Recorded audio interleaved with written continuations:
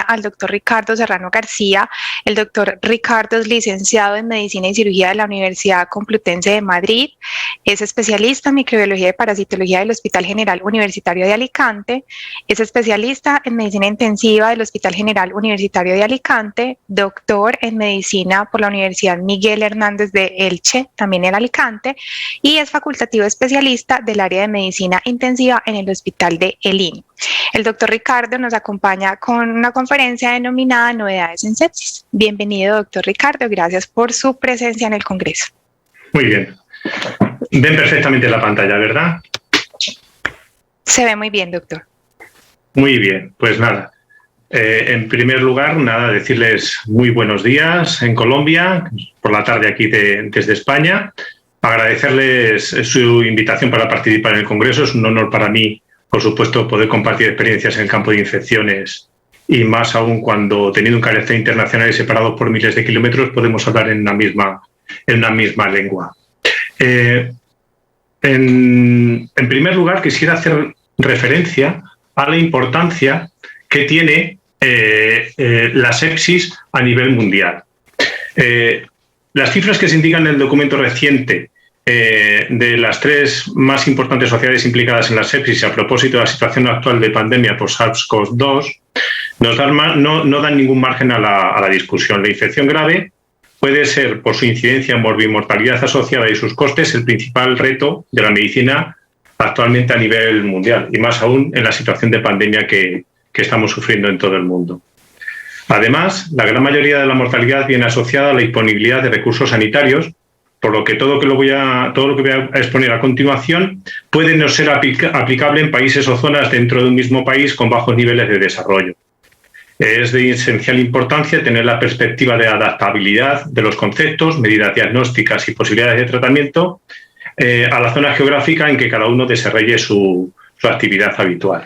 Como paso lógico en la evaluación del estudio y comprensión de la infección grave, entre los años 2014 y 2015, en España se empezó a crear una unificación de todos los conceptos y actitudes que se habían reunido sobre la infección grave y se empezó a diseñar como parte de los códigos tiempo dependientes a nivel hospitalario el denominado código sepsis.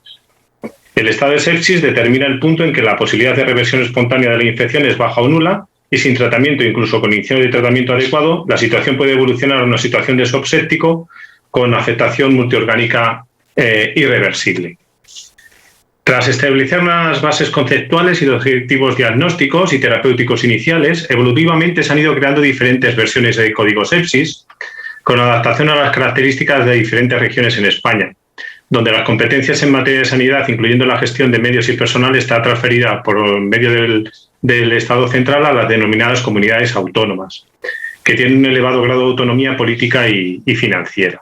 Un ejemplo de esquema de código sepsis a nivel de comunidad autónoma, en concreto Cataluña, queda expuesto en la diapositiva y resume prácticamente pues, las recomendaciones en las diferentes recomendaciones internacionales. En el ejemplo propuesto de Cataluña, en el registro del código sepsis se plantea evaluar las actuaciones para alcanzar los objetivos del proyecto y la implantación de este código en específico y proponen 2 registros en paralelo. Por un lado es el denominado radar sepsis, que es el registro automatizado de datos administrativos relacionados con la sepsis, que tiene como objetivo el análisis comparativo de la epidemiología, resultado y consumo de recursos asociados. Y también hay otro registro de sepsis y shock séptico, que es un registro prospectivo que recoge diferentes indicadores y analizan la mortalidad evitable en los pacientes sépticos que requieren ingreso en UCI. Hay indicadores claves que vienen a partir de un acuerdo de la Sociedad de Medicina Intensiva a nivel nacional y que lo pueden ver ahí en la diapositiva. Lo más llamativo de todo esto es que, a pesar de llevar varios años de experiencia en la instalación del código sepsis, con una supuesta cumplimentación de registro de datos y de publicar de forma periódica en los medios de comunicación las bondades y beneficios de este código, pues la verdad es que no tenemos una idea clara de cuál es el rendimiento real que este código tiene en la práctica clínica. Tras realizar una búsqueda exhaustiva de resultados que aclarasen la situación real en la actualidad, solo pude encontrar muy pocos artículos que evalúen la eficacia del código sepsis. Un trabajo de fin de grado que encontré en la búsqueda en Internet, realizado también en Cataluña, engloba lo que hay escrito en la literatura sobre la efectividad de la implantación del código sepsis grave en adultos. Al final hice una revisión de 49 artículos publicados entre el año 2012 y 2017, seleccionado de diferentes bases de datos, fundamentalmente de PubMed, y con el año 2014, que era el año donde más estudios se llegaron a registrar. Bueno, como resultado, la media de tasa de mortalidad antes de la aplicación del código sepsis fue del 28,24% y después de su aplicación del 20,52%. Es sorprendente que la reducción pues no viene dentro de lo que cabría esperar para un código tan intensamente implicado. La media de actuación es de menos de 6 horas, lo cual es un buen dato en mi opinión, y los costes medio por paciente fueron de más de 12.000 euros, que al cambio supondrán unos $15.000 estadounidenses, que es la media que habitualmente se viene registrando en estos códigos, con una media de ingreso en UCI superior al 11%. Pues nada, concluyen que el código sepsis parece efectivo por disminución de la mortalidad, aplicando el paquete de medidas de cadena de resucitación, aunque al no haberse encontrado estudios experimentales que puedan evidenciar la efectividad, esta afirmación pudiera no ser real. Basándome en mi experiencia profesional, he podido identificar algunas causas frecuentes de incumplimiento del código sepsis que podrían ser la explicación a la escasa disminución de la mortalidad que origina, y más teniendo en cuenta el nivel de recursos que se han adjudicado para su implementación y desarrollo. Así podemos ver que hay una dificultad de detección de casos. ¿Por qué? Porque hay muchísimas discrepancias conceptuales. También diferentes niveles de atención y medios en los hospitales en los que se aborda a estos pacientes, desde medios informáticos a pruebas de imagen, pruebas diagnósticas microbiológicas y sobre todo profesionales médicos especializados en el terreno de las infecciones. Y también los protocolos de antibioterapia. Los protocolos de antibioterapia son demasiado complejos, extensos, y muchas veces hacen difícil la aplicabilidad en el contexto del código sepsis. Tenemos que tener una cosa muy clara, es que no todo es lo mismo. Debemos tener una actitud adaptativa al medio en el que desarrollamos nuestra actividad, ya lo dije anteriormente. Siempre me acuerdo de una frase que comentaba un catedrático de medicina intensiva que fue jefe de servicio durante mucho tiempo y me marcó cuando era residente. Él siempre decía que en medicina triunfa el que es capaz de adaptarse al medio. Y esto es como la naturaleza misma.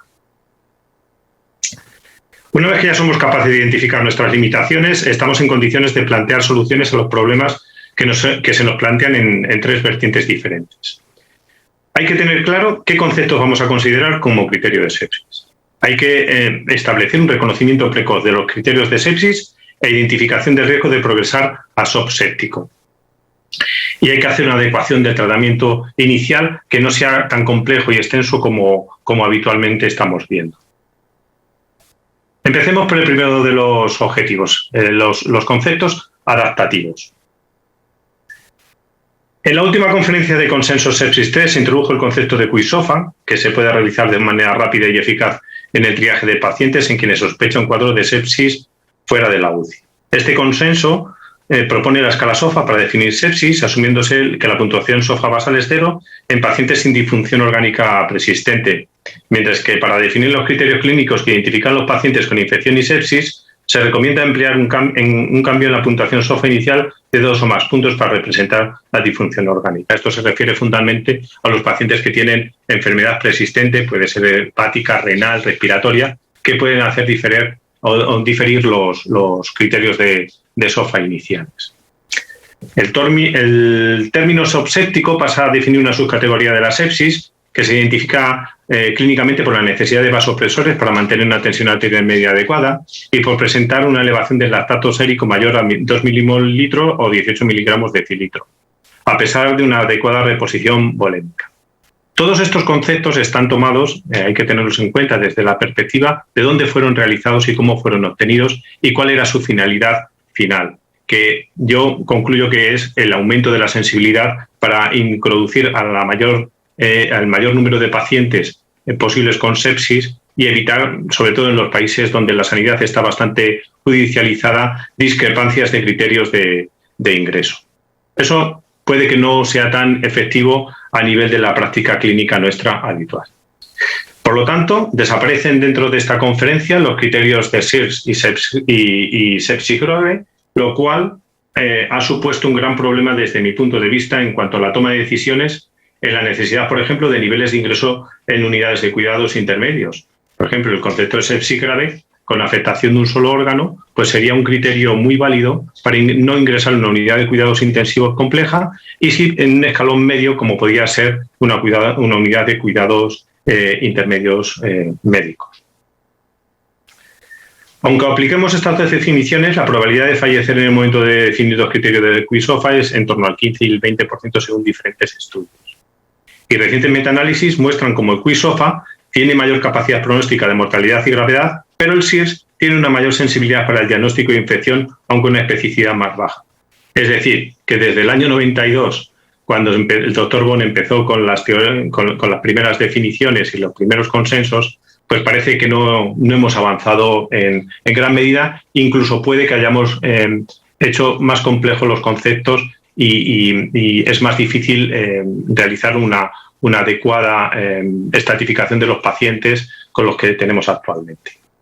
Esa es la razón por que en los últimos años se han publicado múltiples estudios que evalúan la capacidad de detección del paciente con infección y sepsis del QI-SOFA y otras escalas y modelos de predicción de mal pronóstico que pueden ser más sensibles que incluso el QI-SOFA a la hora de predecir la necesidad de ingreso en UCI, porque además de los criterios del QI-SOFA tienen elementos adicionales.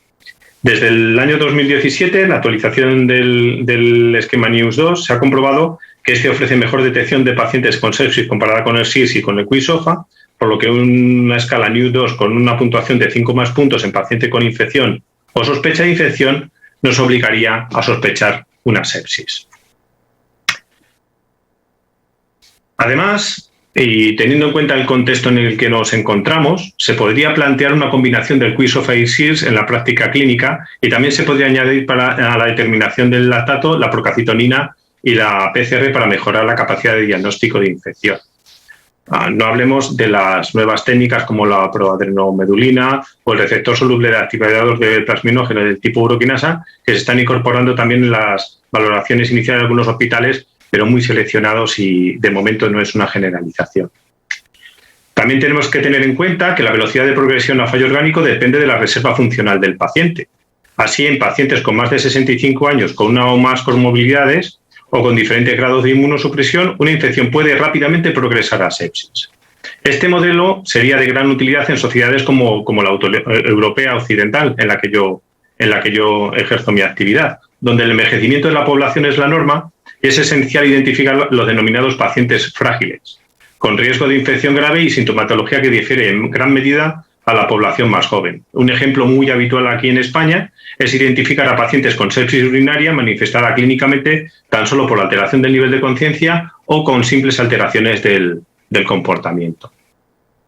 He querido hacer referencia a este artículo publicado ya hace unos años por el doctor Reyo, gran amigo mío y mentor mío, y que me llamó muchísimo la atención. En este artículo, que os recomiendo lo leáis de forma detenida, expresa pues las dificultades de aplicación de los criterios del consenso sepsis 3 a nivel mundial. Y es que tenéis que tener en cuenta que la mayoría de los casos de sepsis se producen en países con bajos niveles de ingresos y con escasos recursos, con lo cual incluso la determinación de una simple gasometría para diagnosticar un shock séptico pues puede ser pues algo inimaginable. Vamos al segundo objetivo, el diagnóstico precoz. El diagnóstico precoz que habéis visto aquí en la diapositiva, que lo he reflejado con un intervalo entre 24 y 48 horas.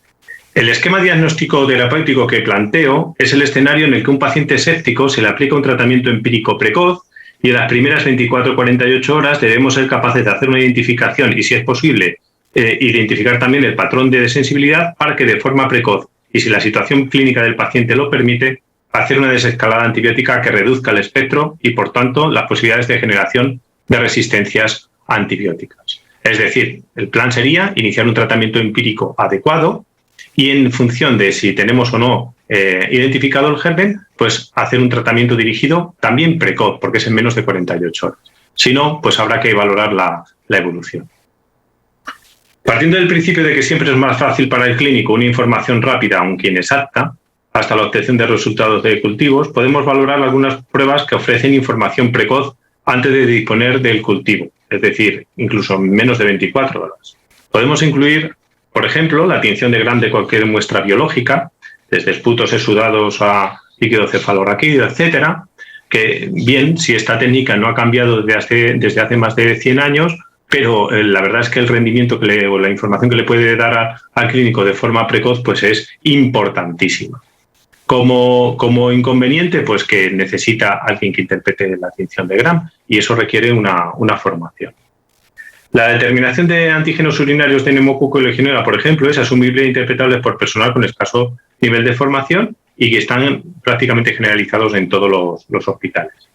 Y luego tenemos las técnicas basadas en la amplificación de ácidos nucleicos aplicadas directamente sobre una muestra biológica que, en mi opinión, serán de gran utilidad en un futuro próximo, pero que en la actualidad solo tiene una aplicabilidad muy limitada. ¿Por qué? Pues porque solo está disponible en algunos centros, requieren personal muy cualificado, aunque la simplificación de las técnicas es la norma, por ejemplo, con las técnicas de PCR a tiempo real. La mayoría de estas técnicas moleculares tienen un tiempo de respuesta superior a 2 horas y, por lo tanto, va fuera del objetivo de tratamiento o administrar la primera dosis de antibiótico en la primera hora si el paciente tiene una sepsis o un shock séptico. Y las técnicas de PCR múltiples panmicrobianos en general son poco útiles en el diagnóstico de infección nosocomial, como pueden ser las bacteriemias, neumonías, infección abdominal o infección de la herida quirúrgica.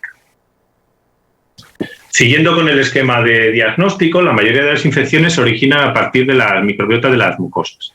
Y es muy importante que el aislamiento de la misma bacteria en dos o hongo, cualquiera de ellas, en dos mucosas o localizaciones distintas, como puede ser frotis rectal faringeo, una secreción traqueal, un urocultivo, indica que el área colonizada es extensa y se encuentra incrementado el riesgo de padecer un episodio de bacteremia.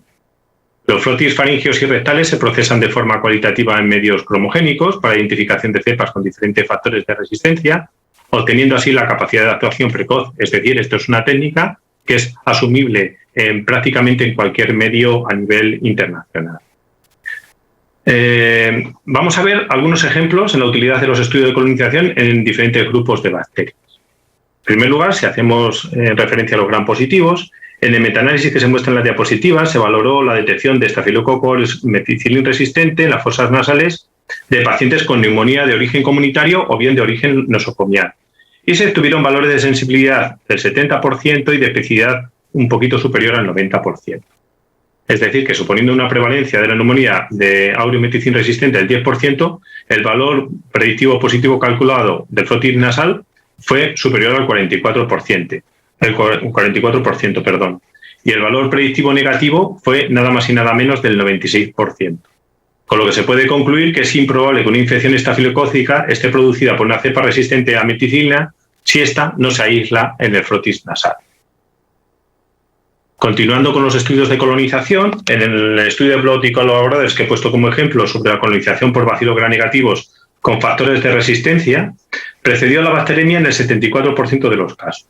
Y se ha comprobado en posteriores estudios que la relación entre colonización intestinal y el riesgo de bacteremia es particularmente significativo en la colonización por Klebsiella pneumoniae. Por último, hacemos referencia a la colonización por especies de cándida, que está fuertemente asociada con la probabilidad de candidiasis invasiva entre los pacientes de la UCI con sepsis. Este efecto ya se predijo por León y colaboradores en el desarrollo del Candida Schole, donde la policolonización era un factor determinante en la puntuación. En los últimos años, en las unidades de crítico fundamentalmente se han instaurado sistemas de vigilancia basados en la toma de cultivos de muestra de microbiota al ingreso y varias veces a la semana, lo que permite detectar a los pacientes portadores de bacterias resistentes y aplicar las medidas de aislamiento correspondientes que eviten la transmisión horizontal. El conocimiento de la flora colonizante y de su patrón de sensibilidad juega un papel importante en la elección del tratamiento antibiótico empírico inicial y sobre todo en el posterior ajuste de desescalada en los casos en los que no se identifique el microorganismo causal de la infección. A nivel de España se planteó ya desde hace varios años el proyecto Resistencia Cero en las unidades de cuidados intensivos, donde en su cuarta recomendación hacen o recomiendan una búsqueda activa de la colonización de bacterias multiresistentes en los pacientes ingresados en las unidades de críticos. Esto tiene una gran repercusión porque los proyectos cero, incluido el Resistencia Cero, pues prácticamente se siguen por la práctica totalidad de las UCIs a nivel de España, y los resultados también se incluyen dentro de los estudios en BINELIX, que es a nivel europeo. La obtención de resultados de estos estudios es inmensa. Se obtienen aislamientos de miles y miles de bacterias y hongos. Vamos por último con el objetivo tratamiento empírico adecuado. El tratamiento debe comenzarse lo antes posible, eso lo tenemos claro, y hay que asumir que para alcanzar una mayor tasa de curaciones posibles hay que asumir el riesgo de sobretratamiento. A la hora de plantear el tratamiento empírico inicial en la situación de sepsis o shock séptico, debemos tener en cuenta los siguientes principios. En primer lugar, ha de ser activa frente a lo más cercano posible al 100% de los microorganismos potencialmente implicados. Eso no quiere decir que en ciertos momentos podemos tener un fallo en la adecuación de la antibioterapia por gérmenes particularmente extraños en su aislamiento. En segundo lugar, la necesidad de tratamiento empírico adecuado, que debería contener siempre, que no esté contraindicado, un antibiótico betalactámico, que son los que han demostrado mayor efectividad en el contexto de sepsis y shock séptico. Y, por supuesto, en los pacientes graves ha de administrarse precozmente con atención a los parámetros de farmacocinética y farmacodinámica especiales que tienen los pacientes críticos. Dígase tercer espacio, disfunción renal, disfunción hepática, interacciones farmacológicas, etc. Múltiples estudios en pacientes con sepsis y shock séptico indican que entre el 19 y el 29% de los casos con un tratamiento empírico, incluso inicial, no fue apropiado de acuerdo con la sensibilidad in vitro del microorganismo causal. La tasa de errores de la elección del tratamiento antibiótico inicial es todavía mayor en caso de la infección por multiresistentes, lógicamente. Y el tratamiento no apropiado se asocia con un incremento significativo de la mortalidad. Aquí hago referencia a dos estudios donde este incremento de la mortalidad es de 3,8 y 3,4 veces superior, respectivamente, al observado en pacientes que recibieron un tratamiento antibiótico adecuado. Esta diapositiva llevo 2 años poniéndola en mis conferencias y me encanta el concepto que quiero que ustedes entiendan. Hace ya 2 años se cumplieron los 50 años de la llegada del hombre a la Luna, aunque bueno, hay gente que dice que esto no fue real, incluido algún familiar mío que no cree en esto. Pero lo importante que quiero expresar es que a mí me llamó muchísimo la atención cómo es posible que hace 50 años el hombre fuera a la Luna y actualmente no fuera. La respuesta, al final, creo que es clara. En el año 1969 se aceptaba una probabilidad de fallecimiento en el viaje a la Luna pues superior al 50 al 60%.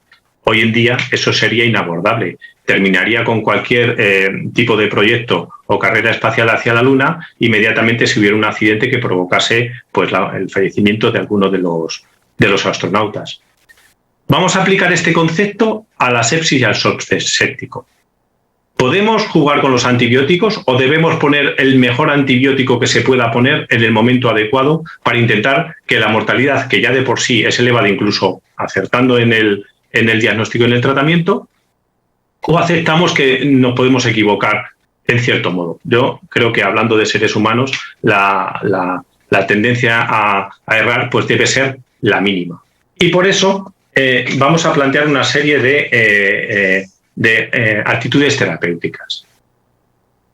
Fijaros, entre los antibióticos betalactámicos de elección, en mi opinión, ordenados de mayor a menor espectro antibacteriano y a posibilidad de objetivo de farmacocinética. Ricardo, sí. Excúseme, restan 2 minutos para terminar la conferencia.